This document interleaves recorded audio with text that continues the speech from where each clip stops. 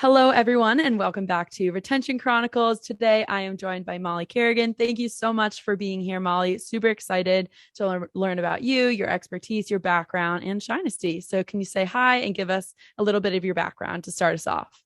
Yeah, for sure. So I'm Molly. I am director of retention at Shinesty. My background, I kind of picked up retention early. I started as a email marketing associate at a startup, however many years ago.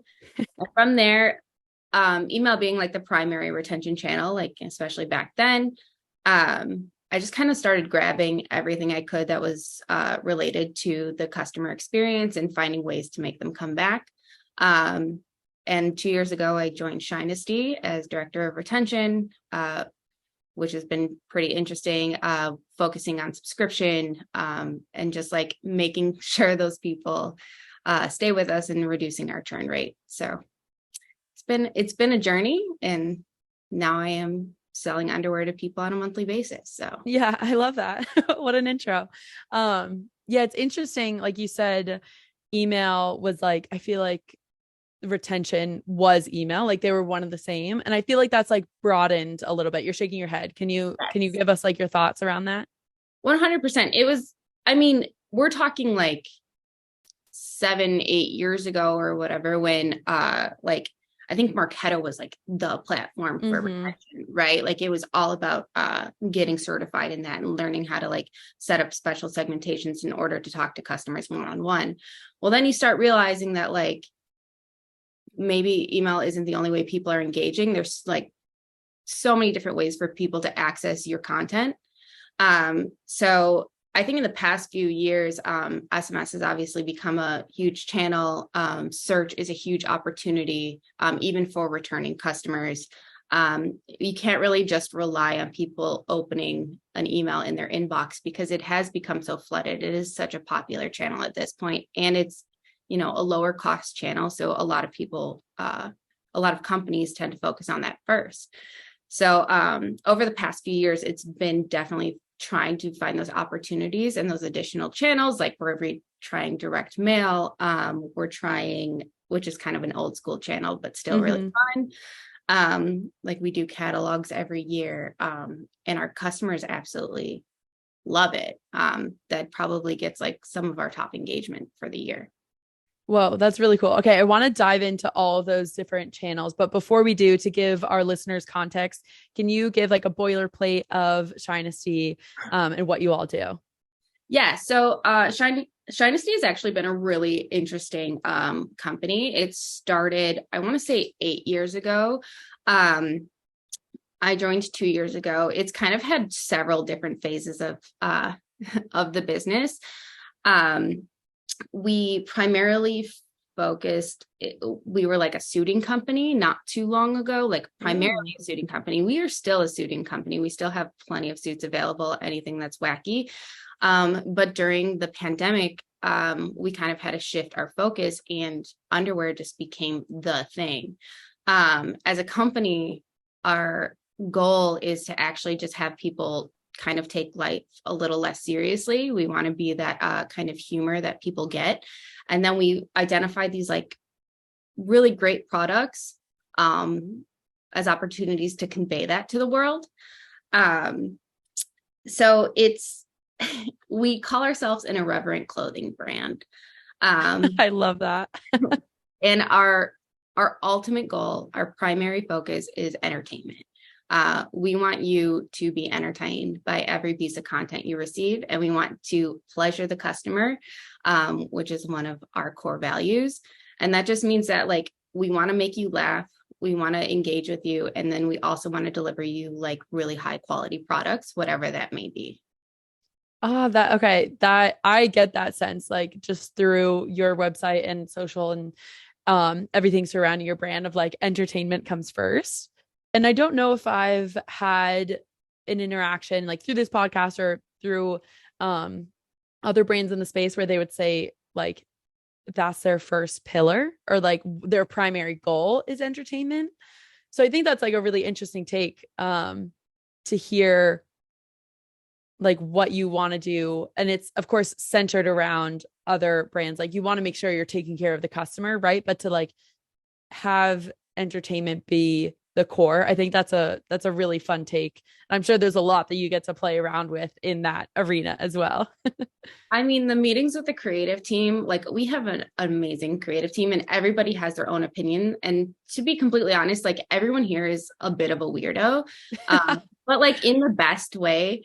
Mm-hmm. And I think that really helps us engage with our customers because like they're building off of our customers. We're fishing for that kind of response. We want people to like interact with us and like feed us that information of like what they're looking for and like what makes them laugh and what kind of like keeps them going. Like even if you're not necessarily purchasing from us, like right off the bat, we're still going to send you content and we're going to like interact with you in a way that like hopefully at least brings a smile to your face or like gives you that kind of break from like how serious the world is currently and just like gives you a little chuckle, right?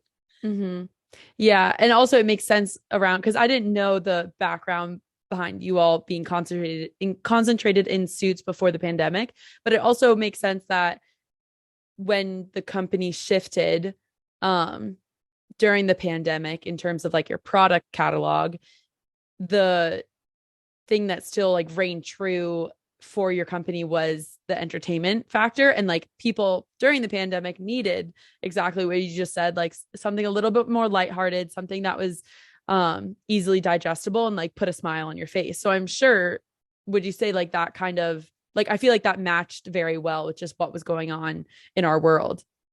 Yeah. And honestly, people loved it. I mean, not everyone loves it, right? Like, no, Right, not right. everyone joins a brand and is like, wow, yeah, I'm here for the jokes. Like, no, they're here for the Mm-hmm. products. And like sometimes Yeah. it's off-putting because we're taking those moments where like some people just, have serious things going on in their lives. And like some people find comfort in humor, others don't. And we're totally respectful of that, right? We want everyone to enjoy our brand. Um, but I think I mean, that was our philosophy before the pandemic. Mm-hmm. And then post, it just like stuck with us and it really helped us. And it brought joy to like us as well as our customer base. Yeah, yeah, that makes a lot of sense. I can't wait to like dive further into all of that. But like I said, I wanted to go into those different channels, and you mentioned like the mailer, which I've on this podcast heard, I think two other brands who are exploring, or at the time, I guess I should say, at the time, we're exploring direct mailers. And it's kind of funny because I feel like we transitioned from direct mailers to email once things started going online. And now it's like, oh, we're kind of going back a little bit to direct mailers and um something like a physical catalog, like paper catalog. So can you walk us through what that whole experience has been like? Yeah. So when I joined, the catalog was just like something that we did. It's like, this is happening every year and we will continue to do it. Um, it gives us the opportunity because we do have such a wide range of products to really like highlight each and every one of those. But each page is like, has this basis of some type of humor or some type of story behind it. And we get more responses, both negative and positive, about receiving these pieces in the mail, right? Because they are shocking. If people, our unsubscribe list is people really let us know why they unsubscribed, and it's Yep. usually for like we have like a saying like Shinesty, not a porn site, right? Like Mm-hmm. it's not vulgar or like anything in a way that like us like what our brand stands for, right? But it is kind of like in people's faces, I guess. And we do a huge mailing every holiday. We usually do about 2 drops. This is something that isn't new for the company, but something that we will stick to doing because our customers love it so much. It's it is a huge lift on our creative team. So we do need to make sure that we're making sure we have the correct resources for it. Like we need to make sure we have our photographers and like our copywriters get pulled and are very focused on this. Our designers like absolutely crush it. It basically takes up a good amount of our time. But in the end, it's truly worth it to just have that kind of customer engagement. obviously there's the sales aspect of it, and it does continue to perform well, which is like totally great and allows us to continue to do it. But the approach is strictly like usually just engagement. It's like, how do we get our customers to engage? How do we get them to respond? And we get an insane amount of responses, both positive and negative. And then what that allows us to do is that allows us to feed additional content through additional channels, right? Like we will highlight our catalog on social, we'll highlight our catalog via email. We kind of get to do these kind of recaps, which are stories from our customers. And this gets people really stoked to sign up for it, right? Like if you saw that we had this catalog and you want to receive it next year, just let us know and we're going to add you to that list. So it allows us to like grow our customer base in that way, because they see the responses and they like pick the side that they kind of lean towards more. And either they can be like, I never want this in my inbox. But we see a lot of like, please sign me up for that. Like, so we have people asking us to deliver them physical mail, and we do our best to like make sure that's in their inbox next year. Yeah, that's really interesting. It kind of like plays into FOMO marketing a bit. It's like, because you see someone and like great UGC as well, or great social proof where you have like a testimonial from one of your like some people who are getting the catalog and they're like, oh my God, this is so great. I love it. Or the other people who it's not their jam. And if you're seeing that as a consumer, you're like, what are they getting? I want to see what they're getting, right? Like if they have it, I want it. So I love using that like catalog as a piece of entertainment, but then also as a piece to grow your outreach and grow your list. Cause I mean, I could see that working on me, right? Like it's kind of working on me the way you're pitching it, honestly. It's like, I'm like, oh my God, I want to see it. Yeah. I'm like, bring it out right now. Yeah, I got you. Stacks of them right here. I'll send one directly to you. Oh, amazing. And you said like customers will share like their stories and give feedback. Are there any that like are more wild, like stand out, like any that you remember if like having gone through those responses? It's okay if not. I mean, I do remember in 2021. So like, you know, the people who are not so happy tend to stand out a little bit more. That's fair. That's fair. But like, you know, we don't take it personally. We're like, okay, you didn't want to receive it, we won't do it again. We actually had a man write a script, to unsubscribe. I think it ended up being 1,200 times. So basically they wrote this kind of like bot that like would constantly like flood us with unsubscribes. And he's like, if you're sending this to me, I'm sending this to you. And yeah, the time that must have taken. Yeah, we opened up this list of unsubscribes, you know, because do not mail lists, like we said, we follow those, and just to read this over and over again, and like the comments would get like more and more heated, and it's like, I promise we're going to take care of this. But that did feed a lot of content, because it's like, if this person is so anti this catalog, people are like, we use that in email marketing. That was like part of our search for leads, right? Like we referenced, I don't remember the first name of this person, but we're like, person unsubscribed 1,200 times. And people are like, oh, I need that in my, I need that in my life. That sounds exactly what I need. Yeah. So it worked for us. And we did take them off the list. So they're taken care of. And then our customers get a little chuckle about it, you know. Yeah. Self-aware. Yeah. We know. It's good that you all like, I feel like you couldn't work at a brand like Shinesty without having the ability to say like not take it personally, right? Because I, like you said, like it can just be something that people look at and they're like, they decide immediately like, this is for me, this is for not for me, whatever. And I feel like it would be really tough if you and your team were like being like, oh, they don't want to be part of our brand, like that sucks, like really taking it personally. So I feel like you kind of have to have that like armor or that barrier, that wall, or that acceptance that it's like, we're going to find our people and they're going to be our people, and there's going to be others who aren't. Yeah. And to be honest, we just want, like, we're aiming for people to know we exist. And like what side you are on is okay by us. We're going to try to, like, we want to make people happy, right? Like that's our ultimate goal. But like, it doesn't work for everyone. And that's kind of just something we've accepted. And we're a little self-deprecating, like we'll admit to our mistakes.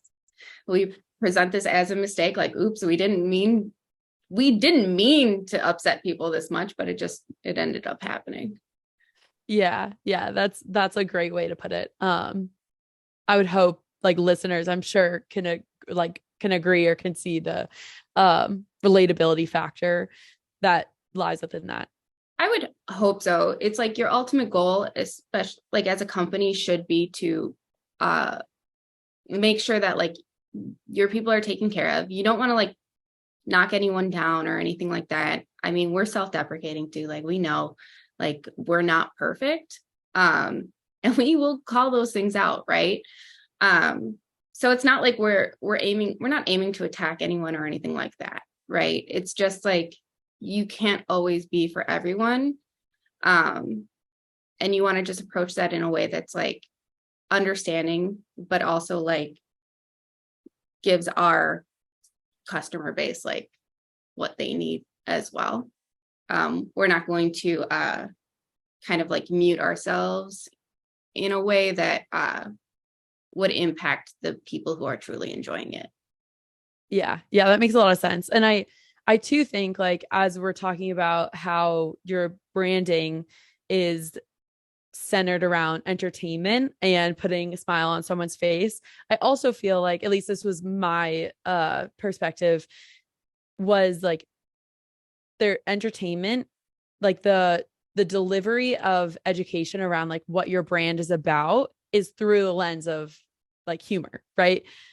But you still are able to understand like what you all do, what is important to you, how you stand out, what your products are all about. And so I want to talk about kind of like how do you find that balance of trying to educate the consumer around like, hey, this is why we're important. This is like what we promise to you as a brand, like the quality of great product. I know there's like the what is it, paradise, like ball hammock pouch cooling underwear, like that whole phrase, it's like on your website front and center, Yeah. right? But then you have all these different images and these videos that are funny but also communicate what your product is. So how do you strike that balance between the two? Yeah, it's tough because you don't want to come off as like we we get a or we used to get a lot of feedback, or like we do get a lot of feedback that like I bought my husband or my significant other this as a joke, and then they turned out they loved it, right? So we kind of use those testimonials, right, where it's like I bought this because I thought it would be funny, and then they wore the product and it was like they loved it and they become a subscriber. And then They're like like jokes on me. They're yeah, like it's I like thought. so we use that content. Like people will send us, we try to engage with our customers in every way possible, right? So if they send a video in, if they send an email in, we're responding because we want to talk to them like one-on-one. But when it comes to like product development and like how seriously we take it, like customers feel very comfortable like providing us feedback. So we're constantly taking that into consideration when it comes to product development. And then also we're trying to expand our line, right? We want to make sure that things make sense for our customer base. So like the Paradise Cooling Boxers, actually it's underwear because we have women's products as well. But we were like, what else do people need other than like the standard kind of modal fabric that we're using currently? And we just thought this was like a nice kind of expansion of our line, right? Like they're great for working out in. They're great if you have like a job where you're kind of like more physical, right? Like more of like construction workers, firemen. Actually, I'm not sure about firemen. I think there might be some like fire, like I don't know. But any kind of like more heated, anything that's going to get your body moving a little bit, these cooling boxers are great for, or if you just live in a warmer climate. And we worked really hard. We have like an excellent product team who were like exploring all these different fabrics. And we actually came up with this cooling fabric that I said not only is in the men's boxers, where we got to add that our ball hammock pouch, right? So we kept our signature kind of product in it and just like like did the next version. And then we created our women's line. So we have a women's thong, we have a women's bralette with the Paradise cooling fabric. And then we also incorporated it into our athletic shorts. So the liner is also that cooling Paradise cooling fabric that we came up with. It keeps you cooler, which is like, it just made sense for us.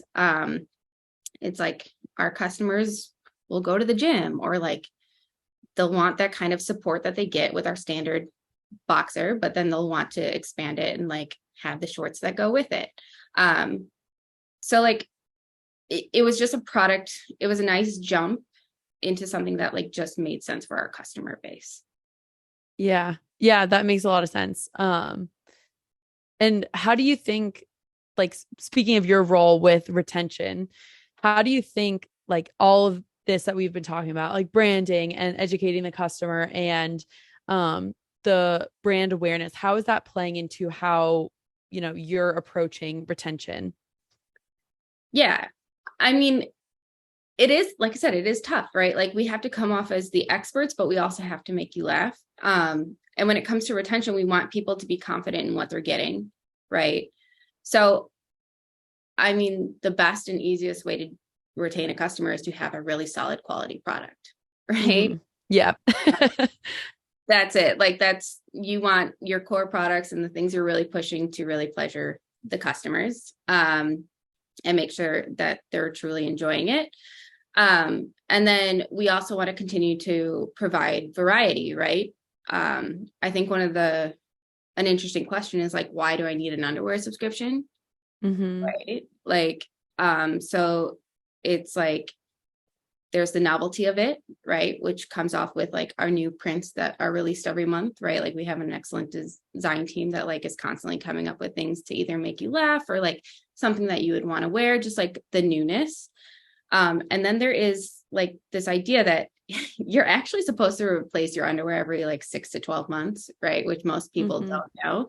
So this is kind of like this nice opportunity to like not set it and forget it, but like set it and know that you're going to like completely refresh your drawer every year. So like from a retention standpoint, my approach is just really thinking about what makes sense for a customer and like thinking about what they actually need in their life. Like they're just humans, right? Like we're all experiencing the same thing together. And like I love the idea of making a good quality product extremely accessible, right? And something that they don't really need to think about in a good way. So it's like we're basically good quality on a cadence that just makes sense for them, right? And then to kind of like we want to like overtake not just their underwear drawer, right? We want to provide like, we want those shorts to be next. Oh, you've got like a funny special occasion, like trust us, we got like some solid suits. Like if you've entered from one product or another, like we want you to feel confident in that quality, that you'll come back and like try something new from us, because we are still a company and we are like serious, and we do take our customer, the quality of our products very seriously. So Yeah, that makes a lot of sense. I was gonna actually ask you about like how your team like approaches if you're rolling out like new patterns every month, if you're looking to expand your like catalog, if that plays into retention of like new releases, because I always think that's interesting with something like, I think that's interesting in any category, but especially in apparel, because it's like you can always, I feel like, find a new way to wear something, or a new pattern if you find that product that you love. Being able to have it in like multiple colors is always so fun, and I don't think you necessarily get that in other verticals. Maybe like the beauty industry where you could like try different shades, but I think that's just super interesting to have that opportunity of like, when you're thinking about retention, how are your products lending themselves to making the customer want to come back and like buy more things, interact with your brand, like see new launches. It's all so fascinating to me. Yeah, I mean, for something like underwear or even suiting, right? Like we have those customers who are totally dedicated, and we want to make sure that they're happy and still enjoying themselves, and like getting that chuckle from like us putting, you know, subtle constellations having intercourse on their underwear, right? Like we, it's such an interesting focus to sit there and like think about what our customers would like next. Right. Right. Yeah. Like, how do we one up ourselves? Like, how do we get them excited about that next pair? And like I said, the quality's there. So now it's just like, okay, put a new pattern on it and make them laugh. And we do focused emails like every month about it. Like we have focused ads about like the new prints each month. So we're hoping that like those things will catch our existing customers' eye. I mean, obviously that's a great acquisition tool as well, but like catching our existing customers' eye and like having them, they like need that product, right? Like they're already satisfied with the quality of it. And now it's like, I just want that, like, I want this new fun design under my clothes, right? Like it's exciting. Yeah, it's exciting. And it's like kind of funny to just have the idea of like, you know, that you have a hot dog, like hot dog print on your underwear and you're like in a business meeting. I just think that's like the weirdest, funnest little like joke that you can have for yourself. Yeah, it makes things a little bit lighter, which goes back to obviously what we were talking about in the beginning of the episode. It reminds me of like funky socks, you know, where people like, even if they're in more of a, like, I don't want to say uptight, but like posh or like more professional setting. Yeah. You know, you can just see like a little pattern peek, like a sock peeking out, and you're like, oh, that's fun. Or like ties where it's like a little hint of it. It's kind of similar. I mean, obviously, well, people probably aren't seeing your underwear in the same way. Yeah. But maybe they are, you know, don't judge. But it's like kind of like that little hint to yourself where you're like, oh, like this makes it adds just a little bit of nuance to each day, because you're like, oh, I'm picking out my outfit. Which pair am I gonna wear? Yeah. It makes you think about it. And it's like you can open your drawer and truly have your favorite pair of underwear based on like a pattern or like whatever your vibe is for that day. Or have it be like a good luck charm too. Like I see that 1,000%.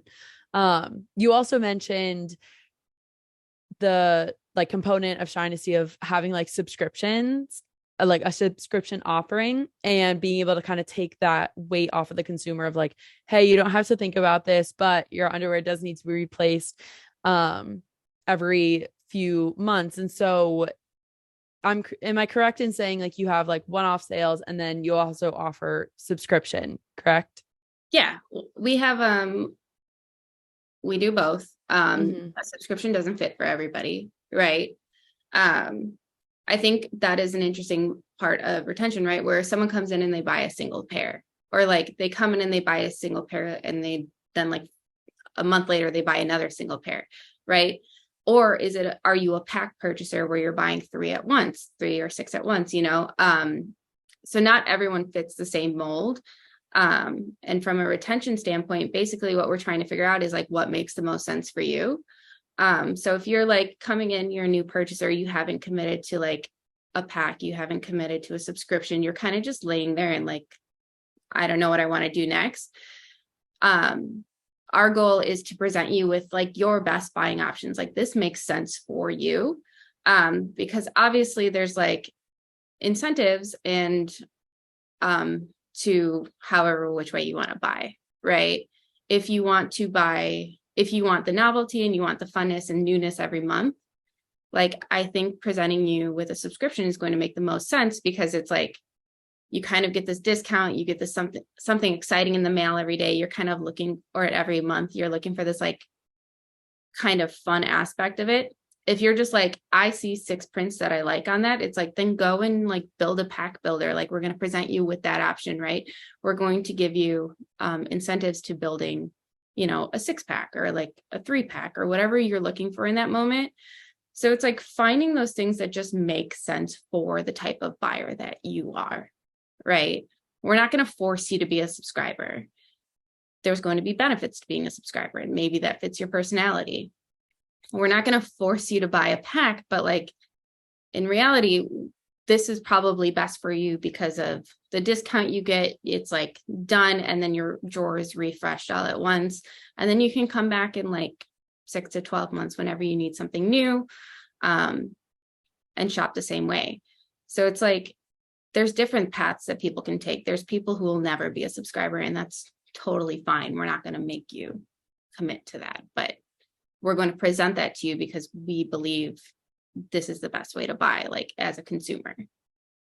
Right. And do you happen to know off the top of your head where like the divide is? Like, do you typically see most people fall within the subscription category, or most people are like bundling? Do you know the difference Yeah. there? I mean, a lot, I would say it's a lot of subscription, right? Hmm. Like it's a lot of subscription. A lot of people are looking for that. People who like the fun, loud prints are like usually down for subscription. We do have like Right. a classic subscription, which maybe doesn't take up as much of our customer base, but like it's still an option for people. A lot of pack builders tend to be, I don't want to say more classic, but maybe a mix of like more classic solid prints. Like you're there for the strictly for the, you love this product and you're strictly there for the quality of it. So you're like purchasing more at once, where like subscription gets you like the newness and like excitement of the seasonal prints and stuff like that. So it's like more, how I look at it, it's more like based on what you want that experience to be. Do you want it to be fun and exciting every month, or do you just like want to pick your prints and like continue on with your year? Yeah. Right, right. Okay. That makes sense.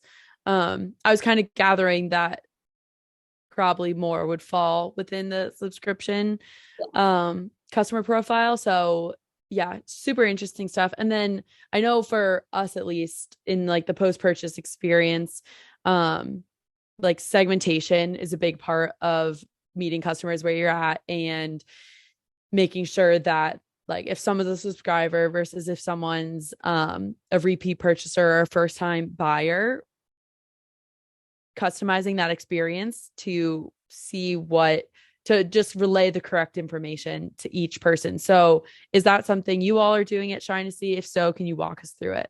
Yeah, for sure. And there, I would like to say there's always opportunity to do more, right? Like we're learning more and more Mm-hmm. each day. So like improving those kind of experiences is something we're focused on.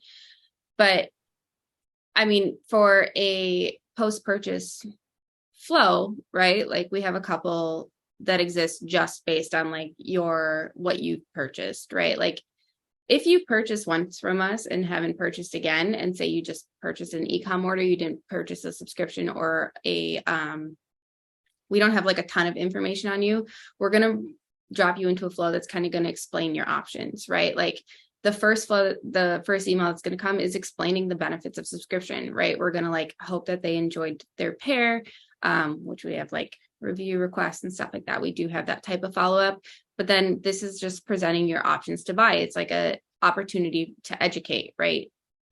We have this large catalog. So like, this is what we think would be best for you.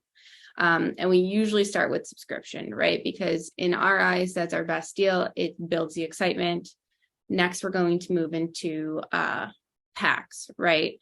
We'll like explain that like we have this pack option. This pack builder is pretty great, right? You get that experience. You get to select what you want. You don't have to like get a mix pack. Like you get to pick every single pair and just build your pack. And the more you add, the larger the discount becomes. And then we ship it off to you. So that would be like our second option, because we believe that is a excellent way for you to purchase through our site. And then if you're just like not feeling it right now, like say you don't want to purchase just yet, but like you want to stay engaged with our content, we're just going to kind of start like talking to you in a way that's like, we're going to continue to just like entertain you until you're ready to make that purchase. Because everyone's kind of on a different buying cadence, right? Like maybe this was a treat for yourself and you purchased it once. Maybe it was a gift for somebody and you're not ready to purchase for yourself just yet. That doesn't mean like, okay, we tried and we're done. We're going to like move you into like our campaign flows. Or if we see you like browsing on site, then we get a little more then we'll get a little more targeted and just kind of like talk to you in a way and like show you some things that we think you might be interested in.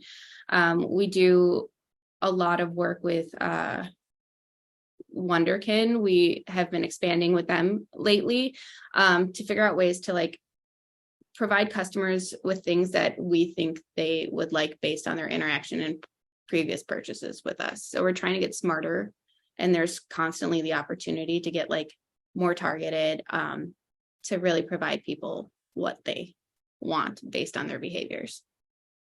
Yeah. Yeah. I'm glad. I'm not super familiar with Wonderkin. But that sounds super awesome. And like the fact that you're able to have all the data behind what your customer looks like. And you said like if they're searching on your website, and able to segment the experience. I know as a consumer, when I receive those emails or SMS or whatever, however you're communicating with the customers, it goes a long way because it just shows extra intentionality.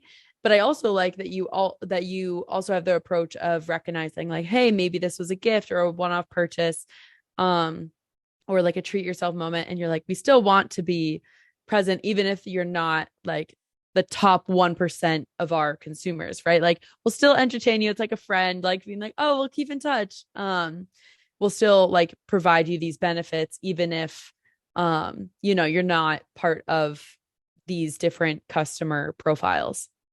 Yeah. And that just might mean that they're just not ready at the moment, but like there's still some interest in engaging with us as a brand, right? So we're going to keep them around, and we want to make sure that they're getting what they want from us at least, and hopefully they've enjoyed the product or they've received feedback on the product that they've given as a gift. And like when they're ready, they'll make that move and either get themselves in it or get themselves a refresh.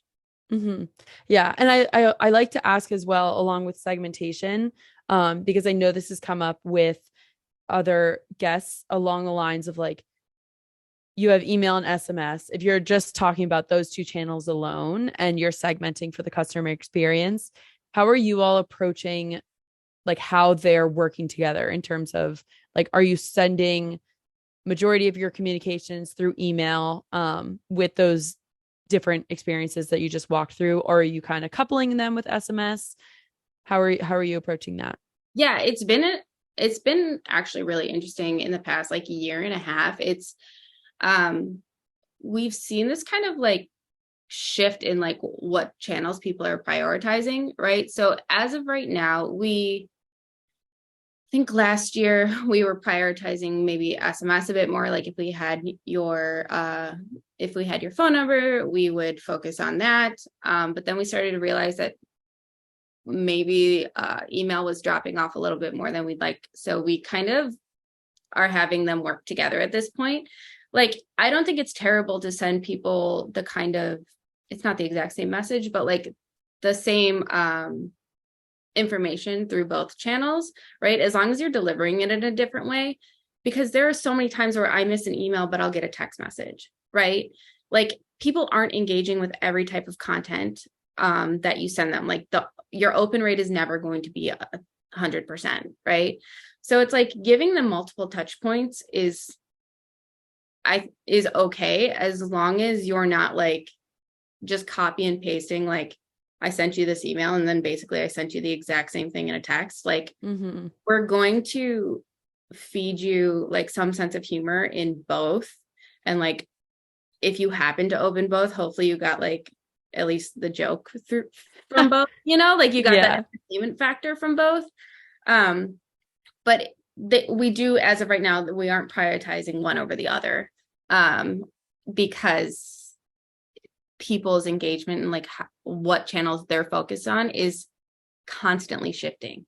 It's been more apparent, I think, in the past like 2 years, year and a half, of just like SMS taking off, maybe email inbox is getting a little too flooded, that you need those multiple touch points in order to make sure that like you're having the opportunity to talk to your customer. Yeah, right. And two, if it's information that is beneficial, like you want information to be delivered to the consumer. I don't think, like, I'm of the same personal standpoint, just as a consumer, where it's like, I'm okay with someone emailing me and texting or sending SMS, as long as it's like valuable, right? Like if it's not valuable and it's annoying, then nobody, I think nobody would want that, right? No. And like, it's not our goal to like spam you in any way. Yeah. In order to qualify for those types of texts and emails, right, you have to like have behaved with us in a way that we believe that like this is what's going to make most sense for you right now, right? Like we're honestly, it's coming from a place of like wanting to help the customer. Yes. Yeah. Right? Like there's a lot of stuff online, there's a lot of stuff on our site, and we're just trying to like help you make that decision a bit more, like, and serve you relevant content. So it's like, if someone was just spamming me and like sending me like, buy this black pair of underwear, can you buy this black pair of underwear, how about this black Did pair you do of it underwear? yet? Yeah. Yeah, like that would drive me nuts, right? Like, Yeah.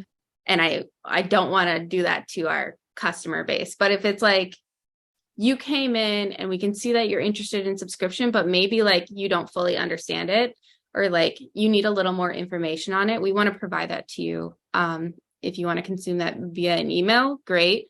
Or we're going to try to like drop you on a page on the website that's going to explain the subscription benefits to you. And that's like strictly for educational purposes, right? Like we want you to be informed about what you're looking for. And we're making our best guess at like, based on your behaviors of like what we can serve you.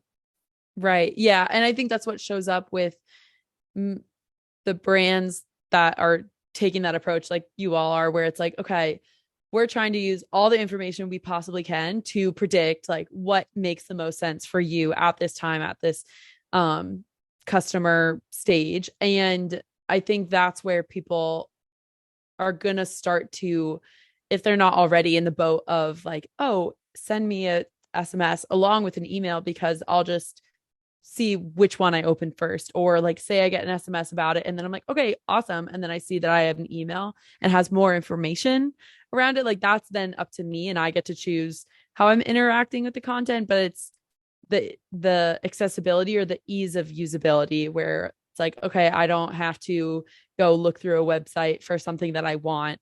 And like take time out of my day to go find these answers. Like someone's just serving them up on a silver platter for me to consume. Exactly. It's just about like getting you the correct information that we think you're looking for to help you make a decision and hopefully serve you products that you are truly interested in. And like, obviously we're constantly improving that kind of like understanding of our customer base. And it's like, if like past customers have loved this, they've also loved that, you know, like customers who behaved like you or like have resonated with like similar products, like we think this would be great for you. Because we were taking the approach that like, if you're still interested, there is something about a product that you loved or like you really enjoyed, and you're just looking for that next one. And like I said, like people don't have a ton of time to like go through websites, right? Like if you're shopping online, it's like maybe 10 minutes of my day and I need to go and make a decision, submit the order and move on with my life, right? Like people aren't spending like hours. They're like scrolling on their phone for a few minutes and like that's their opportunity to shop. Right. Yeah. I think that makes a lot of sense. And as we're talking about segmentation and subscriptions and just meeting the customer where they're at, I also wanted to ask you if you know off the top of your head, because so majority or a lot of your customers fall in that bucket of subscriptions, can you describe to us what it looks like at Shinesty for returns or exchanges? Because I know this is super top of mind, just as we just launched our integration with Loop. So like this is now something that I personally haven't thought a ton about, but it's super interesting for me to now ask brand reps like yourself, like how does that filter into, the post-purchase experience and what we're talking about with like wanting to make sure customers are informed, and wanting to communicate and segment experiences based off of what's going on in the customer journey. Yeah. I mean, returns and exchanges is going to be like a huge focus of mine this year, which I'm working with Loop and like figuring out those rules and how to make that like ease of a return or an exchange easier. But what's interesting is like, we're actually taking that information, right? Like we launched a new subtech in September of last year, right? Because we wanted to improve that customer experience. From a subscription standpoint, if you got a print that you didn't enjoy, you could go in and exchange it. But you can still do that, but based on that information and what we were seeing in terms of returns and exchanges, is that we built this new subtech where you can actually go in and select your print before it even ships, right? So like we've built it in a way that like we're no longer assigning something to you. And that was some education that we learned through the return and exchange program.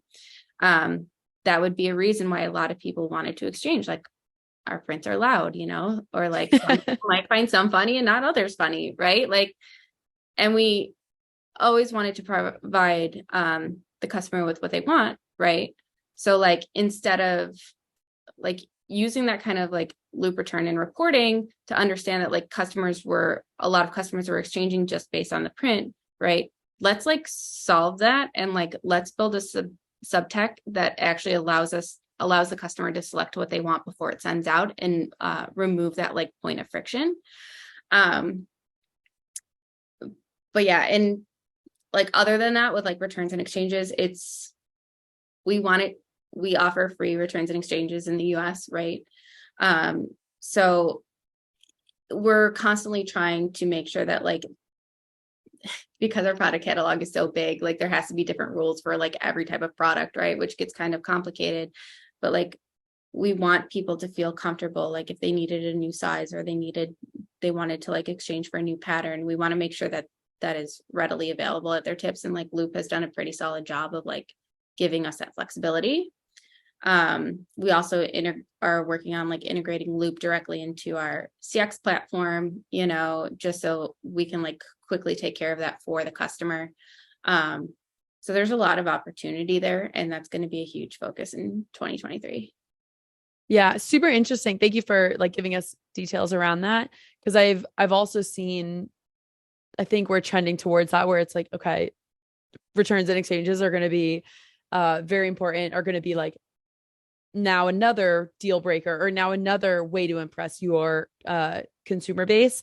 And I'm so glad that you brought this up, in that you're working to like remove the friction point that you described of someone getting a pattern that just isn't for them. Because I almost asked that earlier, then I was like, okay, no, we're having such a good conversation. Yeah. So I just dropped it off. But I was going to ask if people can like if people can select before they get their package sent to them which patterns they want. So I think I love hearing that. Just like super interesting to me to kind of get like a insider view of how brands are working through using their data for returns and exchanges, and then how they're using that to inform their strategy going forward. Yeah, and I think there's still huge opportunity there, right? Like you're ordering offline, right? You're not trying things on, you're not seeing them in person for the first time. Like you're getting them delivered to your home, right? And so you might think this is your size, you order the incorrect one. So it's like, you want a company that you feel comfortable with, like just quickly, easily making that exchange, right? Mm-hmm. So that is our goal. And I think that should be basically the goal for any e-commerce company, right? It's like, let's just like, how do you kind of, they're not in a store, they can't just like walk out of the dressing room and go select a different size. How do we ease that tension and like make that as seamless as possible in order for them to get the product that they actually wanted or that they will actually use? Mm-hmm. Yeah, I love that. And I think that very well encompasses everything that we've been talking about for this whole episode, in terms of just meeting customers where they're at and making sure that what you're doing reduces friction and provides like the best experience that you all can possibly give. So I know we're at time. I wish we could keep talking because this has been so amazing, but thank you so much, Molly, for sharing your expertise and for coming on the podcast today. It's been wonderful. Yeah, for sure. This was totally great. It was great talking with you, and yeah, check us out at shinesty.com. Love it. Love it. Thank you.